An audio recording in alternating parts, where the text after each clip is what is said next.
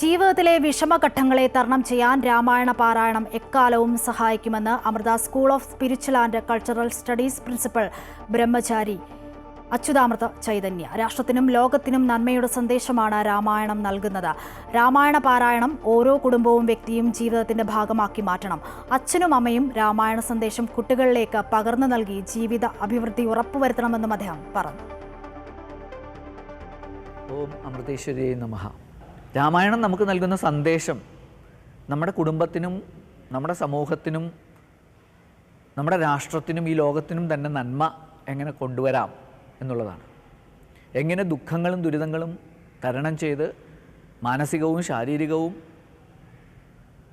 അതുപോലെ ബൗദ്ധികവുമായ ആരോഗ്യം, ഭദ്രത, സുരക്ഷ എങ്ങനെ ഉറപ്പാക്കാമെന്നുള്ള സന്ദേശമാണ് രാമായണം നമുക്ക് നൽകുന്നത്.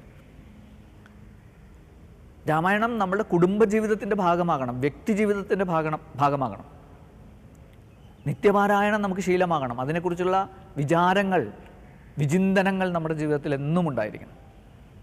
നിങ്ങൾക്കറിയാം, നമ്മുടെ ഭാഷാപിതാവായ എഴുത്തച്ഛനാണ് മലയാളികൾക്ക് മാതൃകാ രാമായണം നൽകിയത്. പല രാമായണങ്ങളും ഉണ്ടെങ്കിലും മാതൃകയായി നമ്മൾ സ്വീകരിക്കുന്നത് തുഞ്ചത്ത് രാമാനുജൻ എഴുത്തച്ഛൻ നമുക്ക് സമ്മാനിച്ച അധ്യാത്മരാമായണം കിളിപ്പാട്ടാണ്.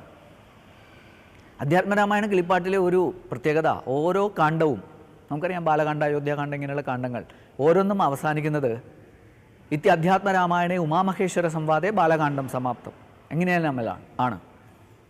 രാമായണം ഒരു ഉമാമഹേശ്വര സംവാദമായിട്ടാണ് നമുക്ക് നൽകിയിരിക്കുന്നത്. എന്താണ് ഇതിൻ്റെ അർത്ഥം? ഗൃഹത്തിലെ നായികമാരും അല്ലെങ്കിൽ ഗൃഹിണിമാരും ഗൃഹനാഥന്മാരും പരസ്പരം സംവാദം ചെയ്ത് അവതരിപ്പിക്കേണ്ട ഒന്നാണ് രാമകഥ. ശിവനാണ് രാമകഥ പാർവതീദേവിക്ക് പറഞ്ഞു കൊടുക്കുന്നത്, തൻ്റെ ധർമ്മപത്നിക്ക് പറഞ്ഞു കൊടുക്കുന്നത്. അത് നമ്മളുടെ കുടുംബങ്ങളിൽ ഒരു പാരമ്പര്യമായി മാറണം, ഒരു ശീലമായി മാറണം, ഒരു മാതൃകയായി മാറണം. സാക്ഷാൽ പരമേശ്വരൻ തൻ്റെ ഭാര്യയായ, തൻ്റെ പത്നിയായ പാർവതിക്ക് എങ്ങനെ രാമായണം പറഞ്ഞു കൊടുത്തു, അതുപോലെ നമ്മളുടെ വീടുകളിൽ അച്ഛനും അമ്മയും രാമായണത്തിൻ്റെ സന്ദേശങ്ങളെ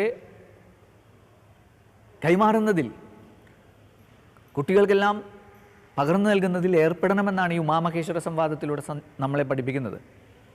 രാമായണം തുടങ്ങുമ്പോൾ തന്നെ ശ്രീരാമൻ പരമേശ്വരൻ്റെ ഹൃദയത്തിൽ രാമനാമമായി വസിക്കുന്നു എന്ന് പറഞ്ഞുകൊണ്ടാണ് തുടങ്ങുന്നത്. അവിടെ ഒരു പദ്യമുണ്ട് എഴുത്തച്ഛൻ്റെ അധ്യാത്മരാമായണം ബാലകാണ്ഡത്തിൽ തുടക്കത്തിൽ. രാമനാമത്തെ സദാകാലവും ജപിച്ചിടും കാമനാശനൻ ഉമാവല്ലഭൻ മഹേശ്വരൻ ശ്രീ മഹാദേവൻ പരമേശ്വരൻ സർവേശ്വരൻ മാമക മനസ്സി വാണിയിടുവാൻ വന്ദിക്കുന്നേൻ. അപ്പോൾ ഭഗവാൻ തന്നെ രാമനാമം നിത്യവും ചൊല്ലിക്കൊണ്ടിരിക്കുകയാണെന്നാണ് പറയുന്നത്. ഭഗവാൻ പരമേശ്വരൻ, ആ പരമേശ്വരൻ്റെ പരമ്പരയിലൂടെയാണ് അനന്തര തലമുറകളിലൂടെ നമുക്ക് രാമായണം വന്ന് കിട്ടിയത്. അത്രയും മഹത്വം രാമായണത്തിനുണ്ട്, രാമനാമത്തിനുണ്ട്. രാമനാമത്തിൻ്റെ മഹത്വവും രാമായണത്തിൻ്റെ മഹത്വവുമൊക്കെ വിചിന്തനം ചെയ്ത് രാമായണ പാരായണം നമ്മുടെ ജീവിതത്തിൽ ഒരു ശീലമാക്കി മാറ്റി നമ്മുടെ ജീവിതത്തിൻ്റെ സർവതോമുഖമായ ഭദ്രതയും അഭിവൃദ്ധിയും ആരോഗ്യവുമൊക്കെ നമുക്ക് ഉറപ്പാക്കാൻ ഈ രാമായണ മാസാചരണം, ഓരോ ദിവസത്തെയും രാമായണ പാരായണം നമുക്ക് വഴിതെളിക്കട്ടെ.